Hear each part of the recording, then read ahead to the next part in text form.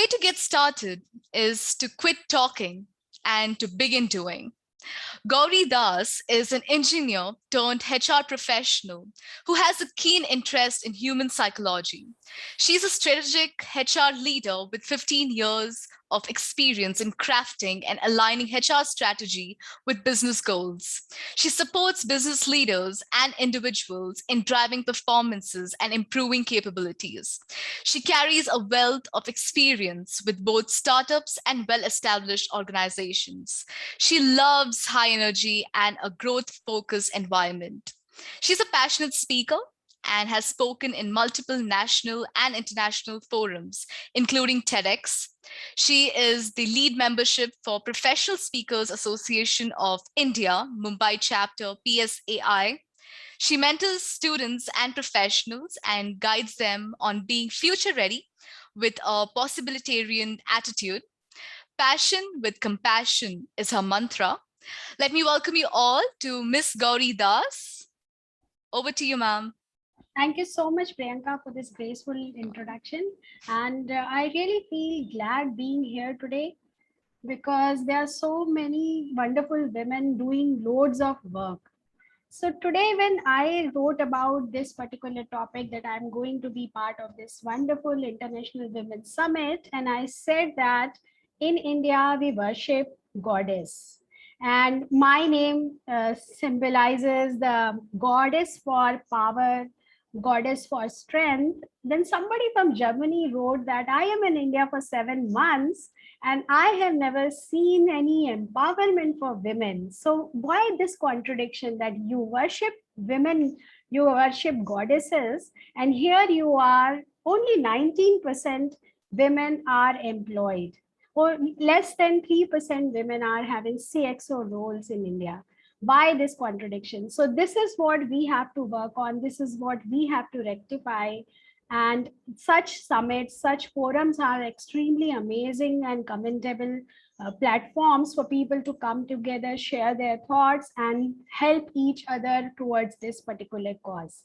So for me, women empowerment or anything has to start from self. My formula for empowerment is SAS, S-A-S, and S stands for self-leadership. I believe that we are not born with a manual, but if we were to, the first chapter would be on self-leadership because we are CEO, we are chief, we are captain of our own life, as Peter Drucker says. So if we have to be there, we have to reach there, we have to start from our own leadership.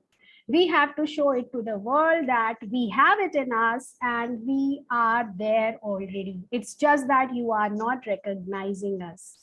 And how do we develop this self-leadership?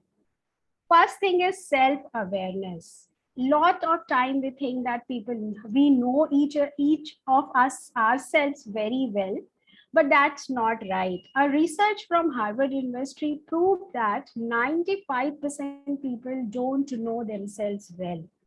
What happens if we don't know ourselves well? If we don't know ourselves well, we don't know how do we behave in a particular situation. What is our strength? What is our weakness? What is the area that we need to work upon? And what is the area we can leverage more? When we don't know this and we go to our seniors in corporates or even at home, we are at mercy of their evaluation. So first thing is we have to understand ourselves, which is self-awareness. And how does it come from or where does it come from? The first thing that is most important is feedback. For me, 25 feedback in a year is the key to understand myself better. And believe me, when I started this process, first year I was in for a shock because I didn't know so many blind spots about myself. And once I started understanding, I started gathering that what it is that I need to do and what it is that I am already good at. So first thing is feedback. Second is self-reflection. If something goes well, we need to evaluate what happened that it went well and what was the strength involved. And if something doesn't go well, then again we need to evaluate what we couldn't do well.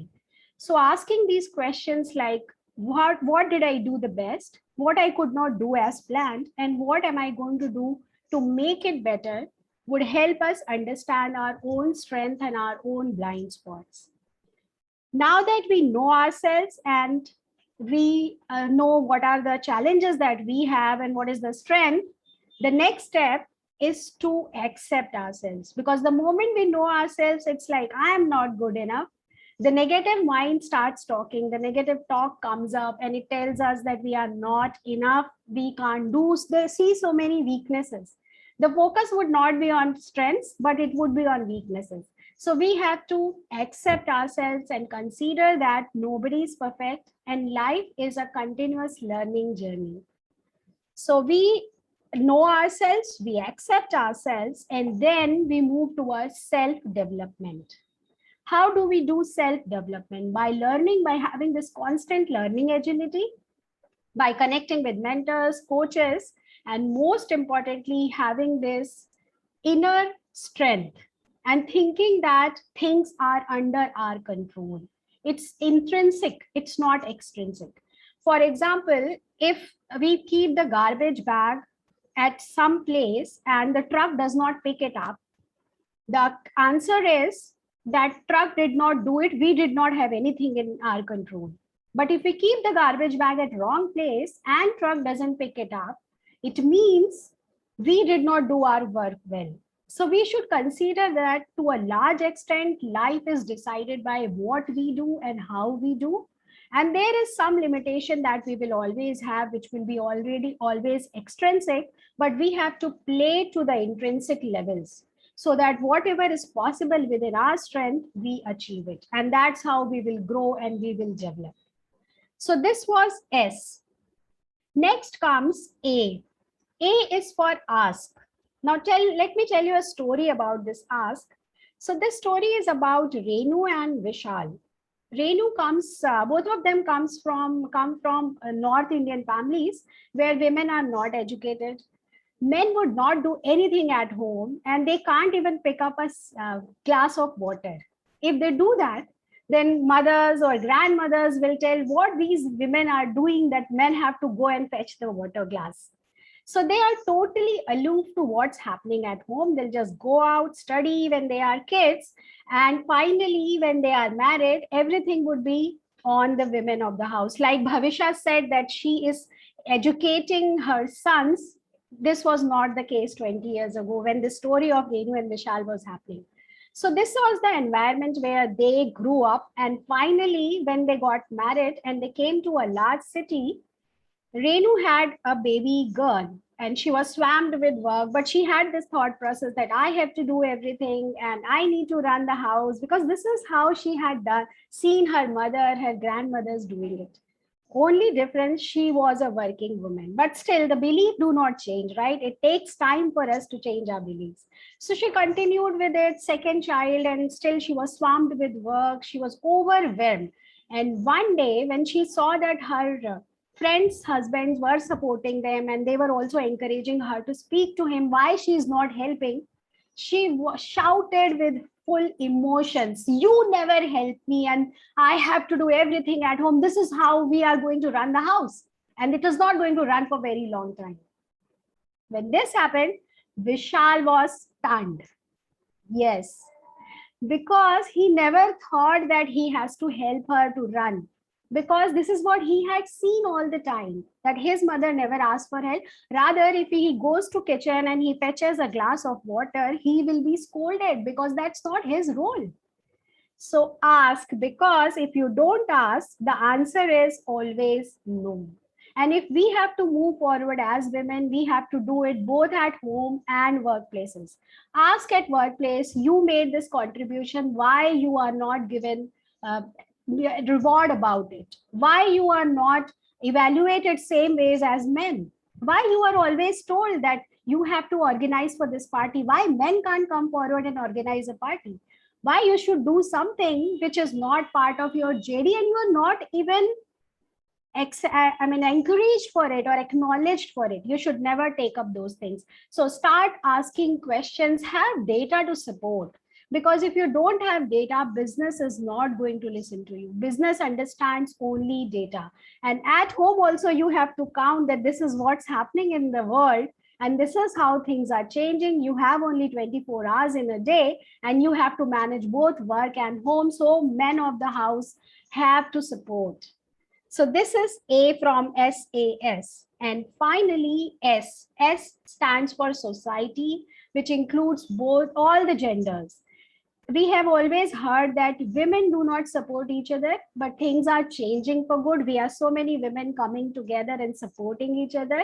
I run a circle of women, which is called as leaders lifting leaders, because we consider all of us are leaders. We are leading ourselves at least. It's not as per designation. At home also we are leading our kids. So all of us are leaders, and 120 women have come together to become cheerleaders for each other, supporters for each other, and we are really helping each other in achieving our professional goals and supporting, creating a safe space to share.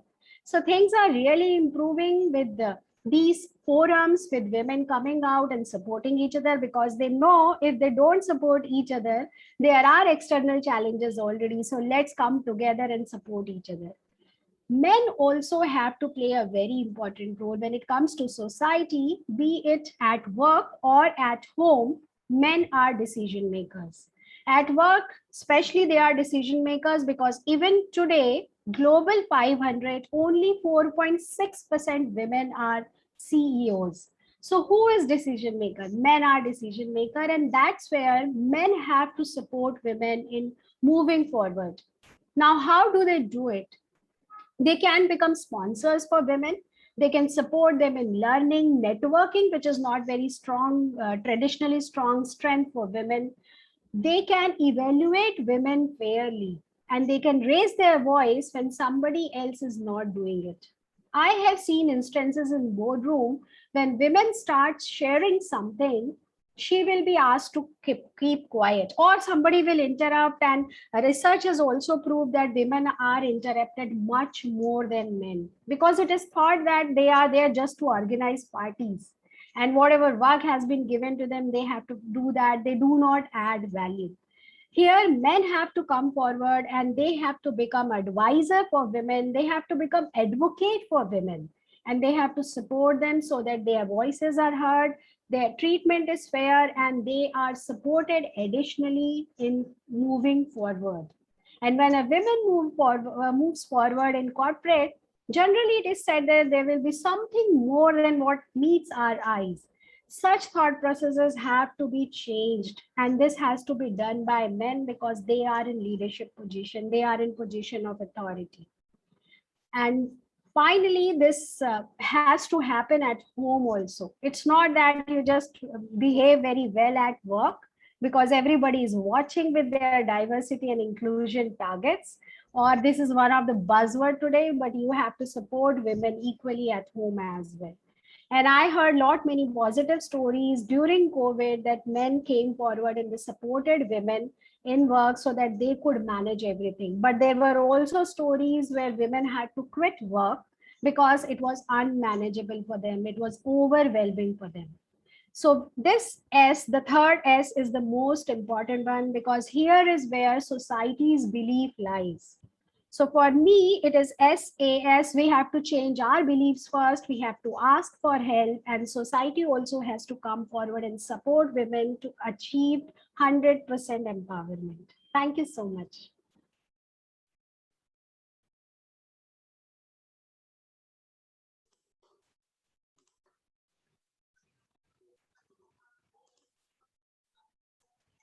Thank you for your time,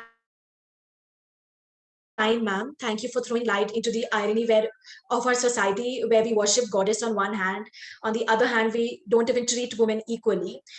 You made us believe that self-awareness is the start of women empowerment. Thank you, ma'am. Moving further with our